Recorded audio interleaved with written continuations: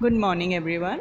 Myself, Dr. Sarita, and today we are going to do a line by line analysis of the poem There is a Pleasure in the Pathless Woods by George Gordon Byron. Earlier, in the previous video, that is, we have already done a brief introduction about the poet and the poem, and here I just begin by reading the poem and then going on to explain it. There is a pleasure in the pathless woods. There is a rapture on the lonely shore. There is society where none intrudes by the deep sea and music in its roar. I love not man the less, but nature more.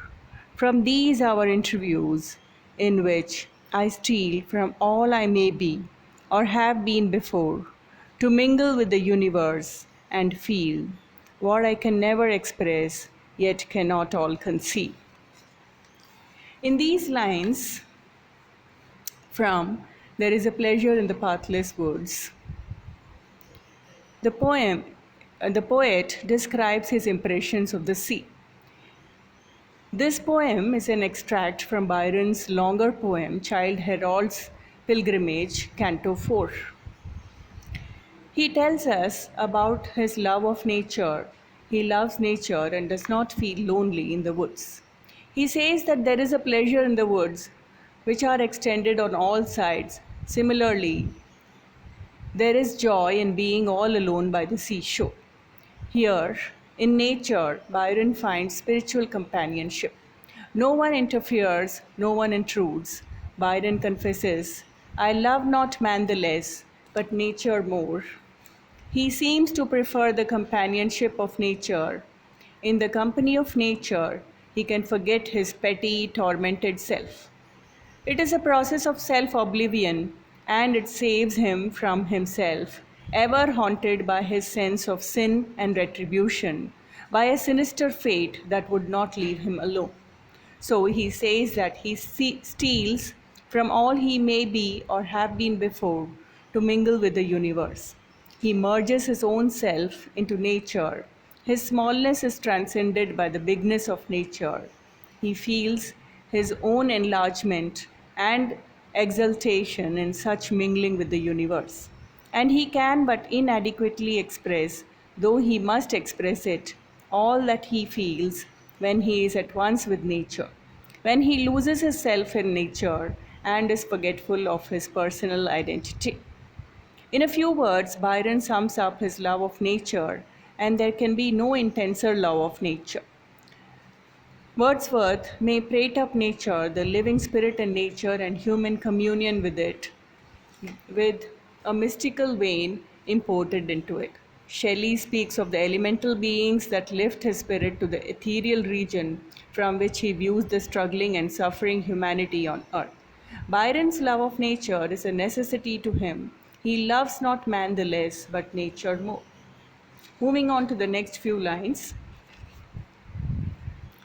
Roll on, thou deep and dark blue ocean, roll. 10,000 fleets sweep over thee in vain. Man marks the earth with ruin, his control stops with the shore upon the watery plain. The wrecks are all thy deed, nor doth remain a shadow of man's revenge, save his own, ravage, save his own.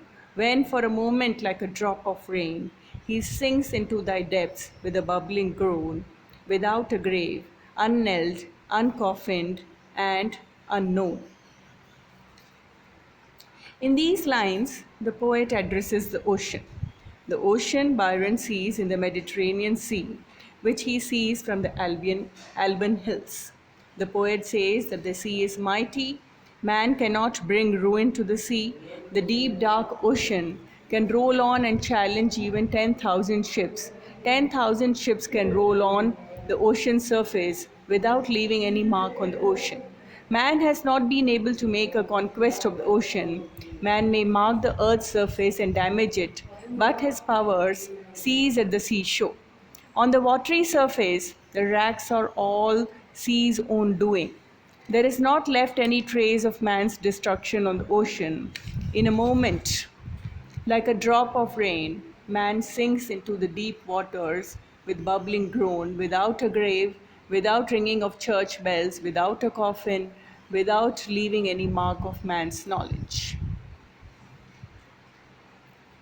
Moving on to the next few lines. His steps are not upon thy paths, thy fields are not a spoil for him. Thou dost arise and shake him from thee, the wild strength he wields for earth's destruction. Thou dost all despise, spurning him from thy bosom to the skies, and sendest him shivering in thy playful spray, and howling to his gods where haply lies his petty hope in some near port or bay.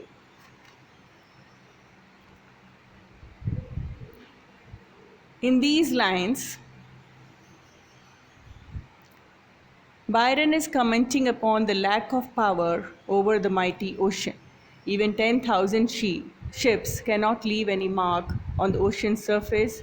The sea has power to destroy man in a moment. The ocean can send man to its bottom. A drowning man gets no grave. Church bells are not rung at his death. No mark of his death is left. Man's feet cannot tread upon the ocean. Man cannot plunder the riches of the ocean. It will rise up and shake him off. The ocean despises the wild strength which man uses to destroy the earth and tosses him up sky high.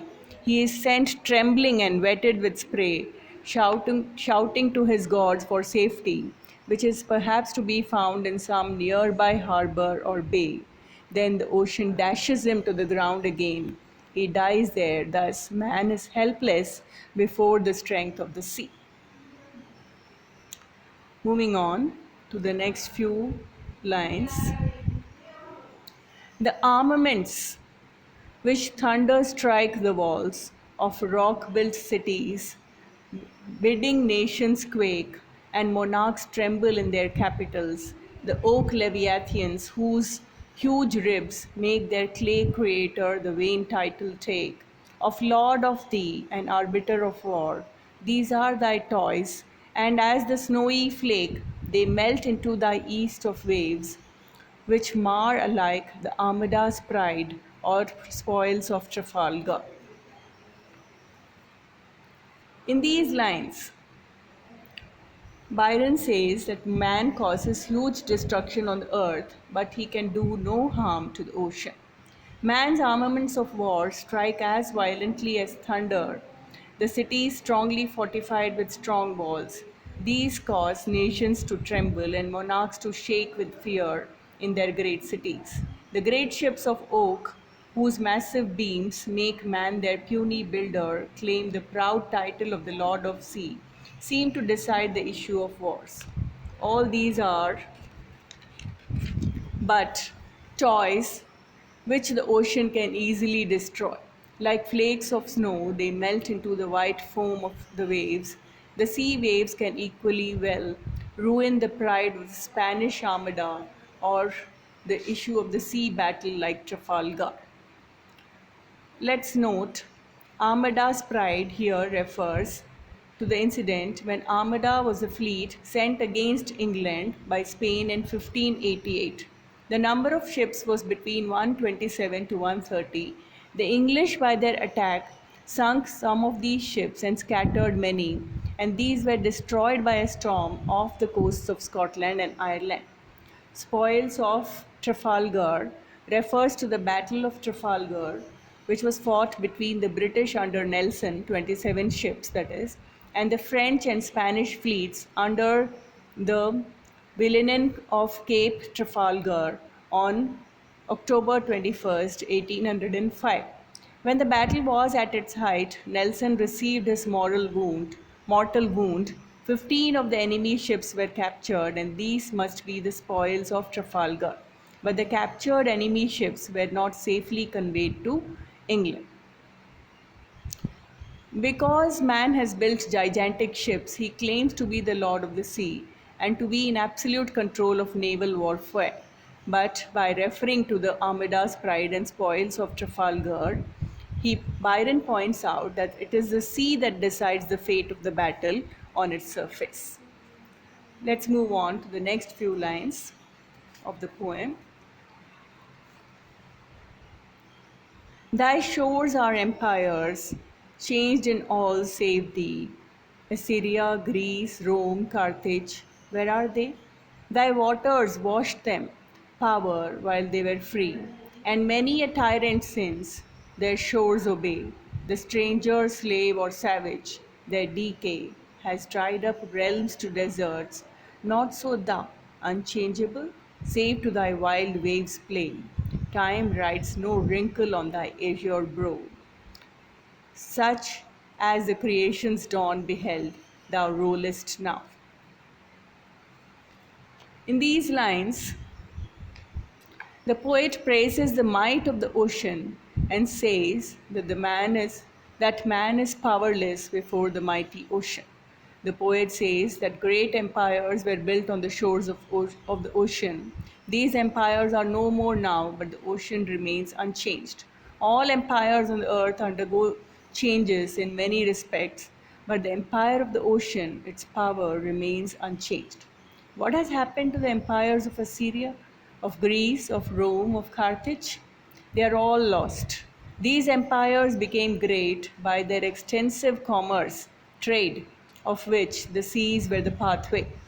Even when these empires enjoyed their national independence, they were wasted or were subjected to the ravages committed by the ocean. And since the time they lost their national liberty, and many tyrannical rulers wasted them. They have been subjected to the sway of foreign slave and barbarian rulers. As those empires lost military and political power, they neglected agriculture, and these countries were turned into deserts. It is not so with the ocean. The ocean has never changed. No sign of old age or decay was left by time on the blue waters of the azure means blue waters of the ocean. Ocean is personified, and there is no wrinkle on the face of the ocean. The only change which the ocean is subject to is in the movements of its unruly waves, which rise sometimes and are calm again at other times. The ocean is so little subject to changes that it rolls on now in the same manner as it did at the creation of the man. The ocean is unchanging except in the playful movements of its wild waves. Time does not leave wrinkles of age on its blue face. It rolls on just as it did at the dawn of the creation. Greece, here the reference is to the Peloponnesian War, a conflict between Athens, the capital of Greece, and Sparta finally destroyed Greece. Rome, the Roman Empire was destroyed by Goths and Vandals in the 5th century. Carthage was an ancient city on the northwest coast of Africa founded by Phoenician settlers from Tyre. It became the greatest power in the Mediterranean till broken in the First and Second Punic Wars by Rome, which destroyed it in 146 BC. As Dr. Johnson has said, the grand object of traveling is to see the shores of the Mediterranean. On these shores were the four great empires of the world: the Assyrian, the Persian, the Grecian, and the Romans. Girls, I stop this video with these lines. We will continue in the next video and complete the poem in it. Thank you.